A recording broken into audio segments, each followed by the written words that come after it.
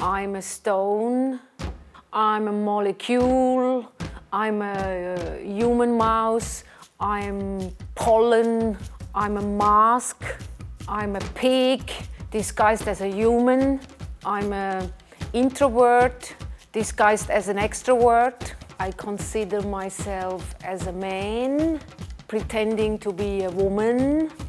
I have 2 cameras here, blood-driven, and I saw many other who have also blood-driven cameras.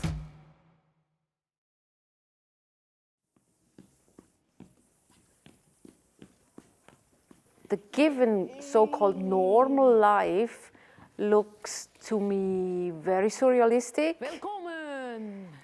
And surrealistic display looks normal. Because who decided what is the norm and what not? Artists have different tasks, but one for sure is to have a detached view on social constructions, on political situations, and try to bring in other alternatives, that we don't get stuck and frozen in given rules. My father once said, I have looked too much inwards, that's why I'm so short-sighted. I consider dreams or closed eyes reality the same importance as perceiving the world with open eyes. Even if we open the eyes, what we really in the end process is only a tiny extract and extremely subjective. And from that knowledge, I give the same importance to looking inward and outward. And inward, we are even more isolated. And I'm so interested to see what the others see when they close the eyes. And my only way to come closer is make propositions. I remember my family different, and from my school friends telling me how they perceived us as a family. They say we were quite wild and not normed. When you grow up in a family, that is for you the norm. And you only see where the norm is different when you meet other norms. For example, when I went in the pyjama to the school, my father and my mother would not deny it. Conventions and norms are, of course, necessary that we can live together. But we are very quick in adopting any norm, any convention, because we have no time and no fantasy to turn every norm upside down.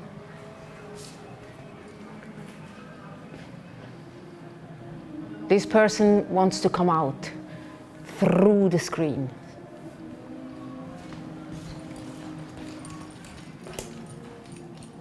Open My Glade, Open Mean Listening was initially made to play inside a very commercial environment of the Times Square, and she's contra-behaving to that we always want to shine in the best light. In a way, it's also a mask, what we put on. The figure pressing from behind to the screen also makes us conscious that there is always a plastic or a glass, and we have the tendency to forget the frame, to forget the physicality, and in many works that wish is articulated, that we should not only see what's happening in the images, but also come back and forth where we are with the body in the moment.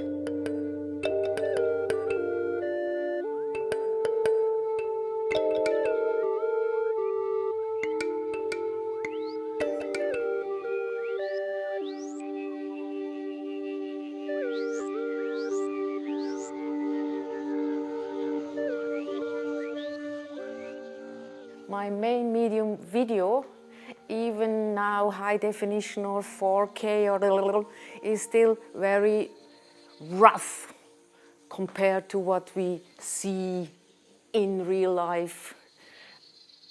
and it's flat.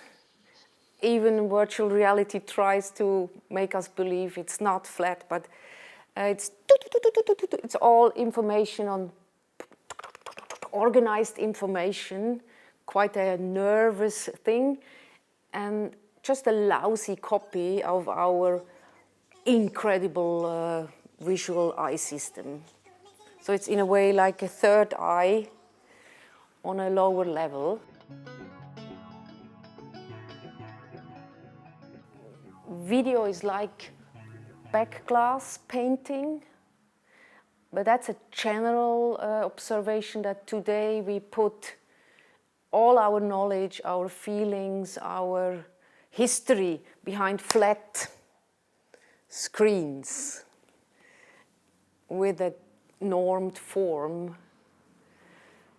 And my big goal is to free these images, to free that Wonderlight, either by treating it like painting behind glass, but also to free it in the room, to put it back to our bodies. That's one of my goals.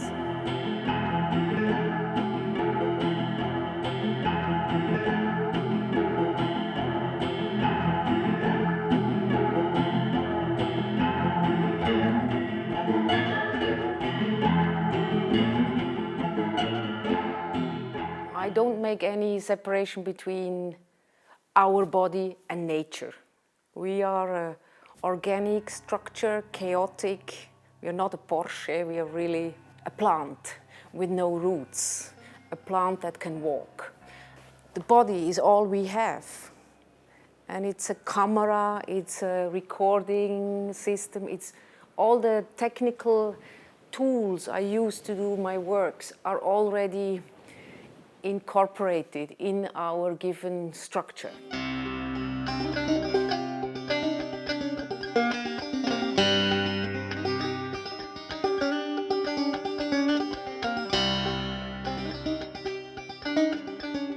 Camera here is on the ground, looking upwards and making the movement along the stems to the blossoms and then into the sky. The camera is here used to have perspectives and doing ways we cannot personally achieve with the size of our body and the unpracticality of our big brain, a big head. And it helps also to imagine how the life for an insect here must be. And if my work helps to imagine other perspectives, even of animals or children or stones, then I'm really satisfied. Camera can show the subjectivity of the body. When the camera comes close here, this becomes a kilometer. And if the camera stands over there, like now, then I'm only 1 centimeter in the screen. And that's how we perceive our body. Depending on temperature, on mood, situation, size is completely relative. And I try to replicate that with the camera work.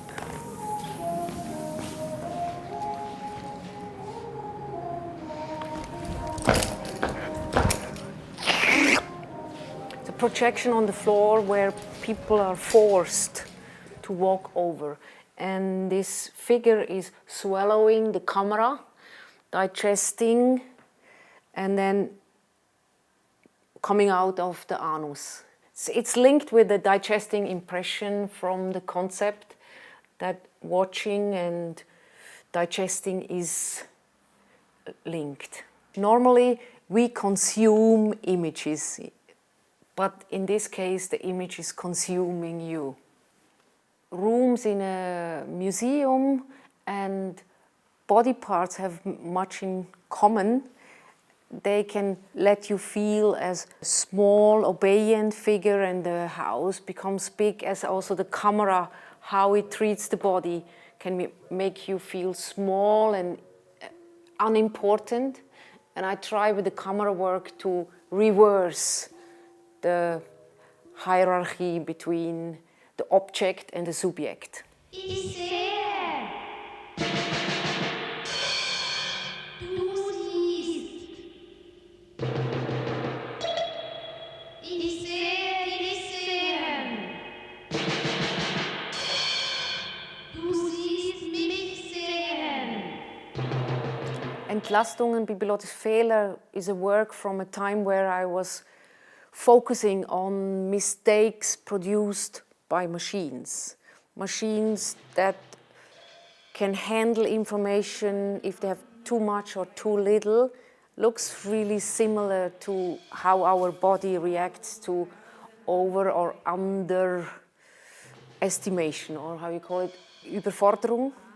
If there is too much wanted of us, we react with psychosomatic illnesses.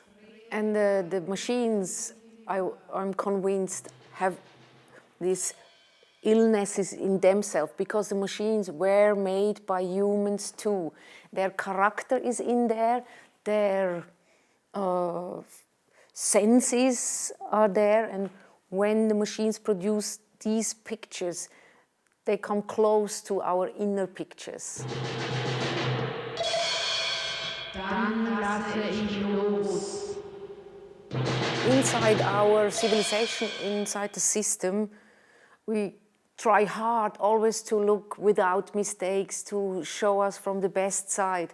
But if you see the whole system, what we have done to the earth, maybe the whole system is a mistake. This figure falling up is also an homage to the strength of the human, that we can be mobbed, we can be ignored, we can be hurt and stand up again and again and again. And I'm just appreciating the force of my fellow humans in that particular scene. But in total also it refers to that coming to a work also is try and error in many fields, not only in art, that we should encourage each other to do the mistakes and not being ashamed of doing the mistakes, because most good things don't happen because, but instead. With you.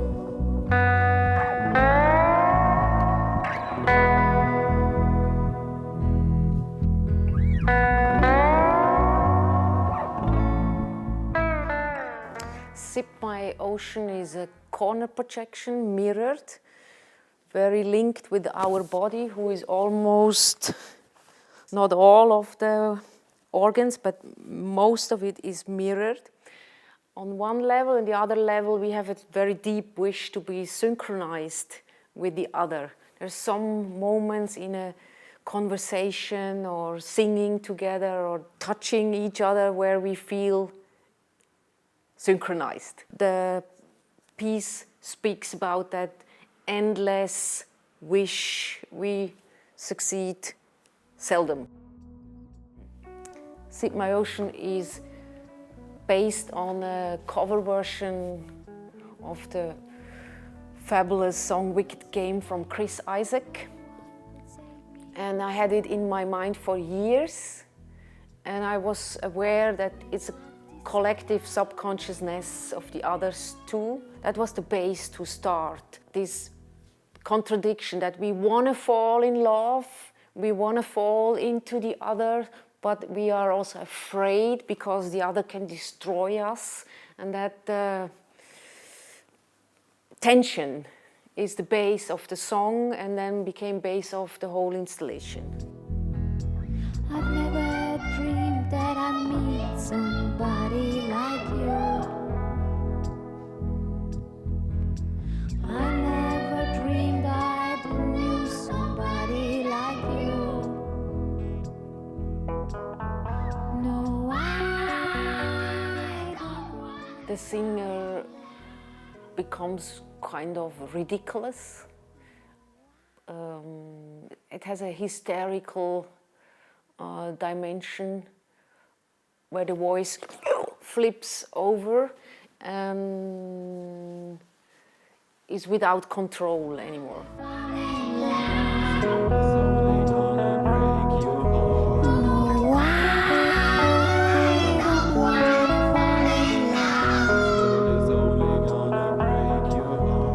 with you.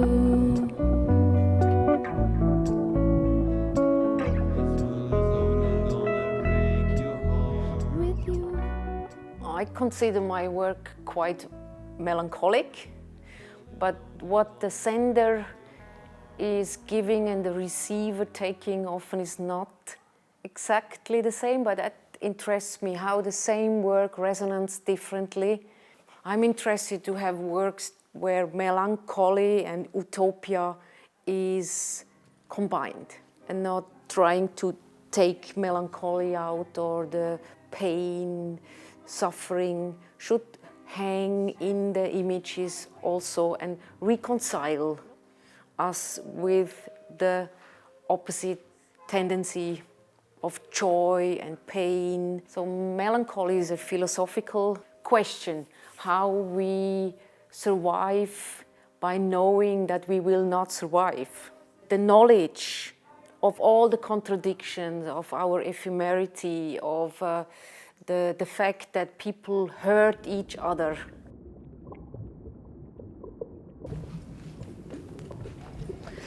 And this is the first room where people are invited to lay down, to relax their back and find out how they perceive differently when they float together in beds.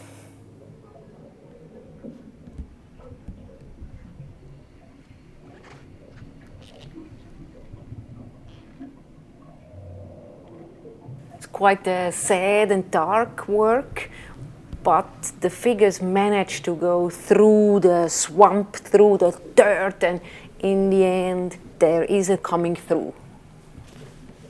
The sound is by Soap and Skin, and She's Half the Rent.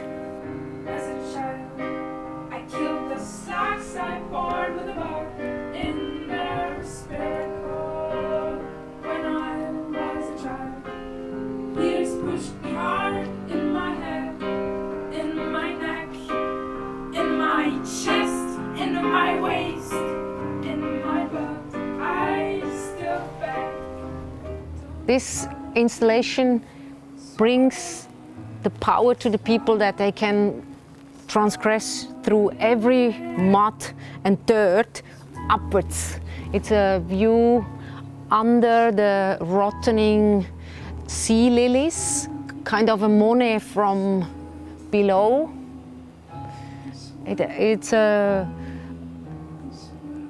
sad but hopeful work.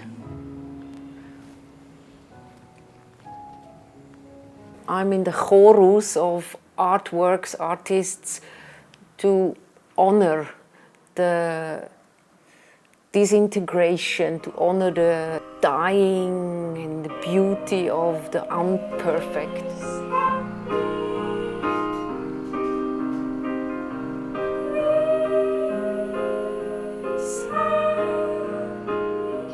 I do not search a distant viewpoint for the visitor.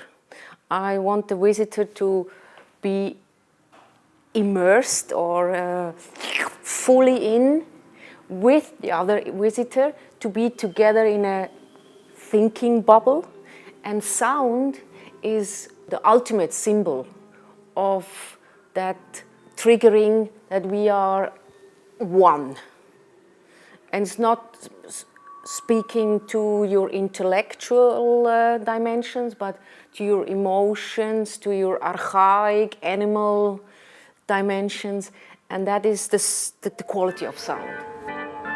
You see me seeing. I want to see. Pixel forest is like an exploded screen. You would take every pixel and set it in a chaotic way into the room. It looks not geometric, but actually every pixel is addressed by Kaori Kuwabara. So when I play the video, a 3D video in it, it has a whole movement through the room. It's one three-dimensional image. The experience the audience has in the pixel forest resembles our brain, Also, our brain is working with electromagnetic waves and little electric super low voltage information, and the skull is dark, and inside we have. And I think that is the reason why people react so strongly. People get calm and don't leave. They say they come to a place they know but have never seen.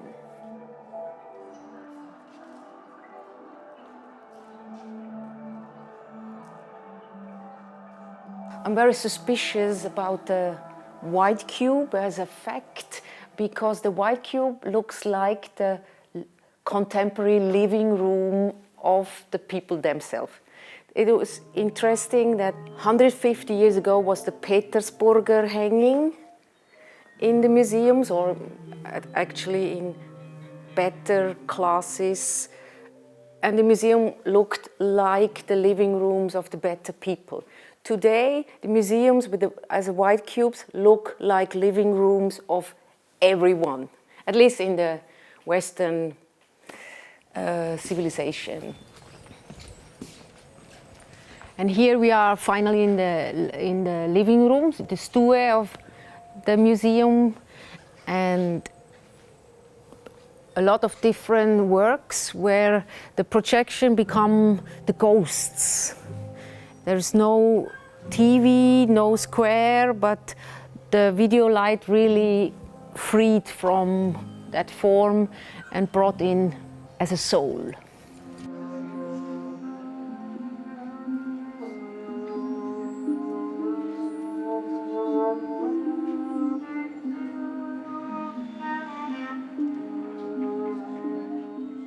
In my shows, I like to welcome the visitor with the whole body. Means I give possibilities not be limited always to a standing horizontal view, but also laying or looking down, in a way opening the perspectives in every direction. It's also how the video is shot, that you can approach it from any direction with no clear top or bottom.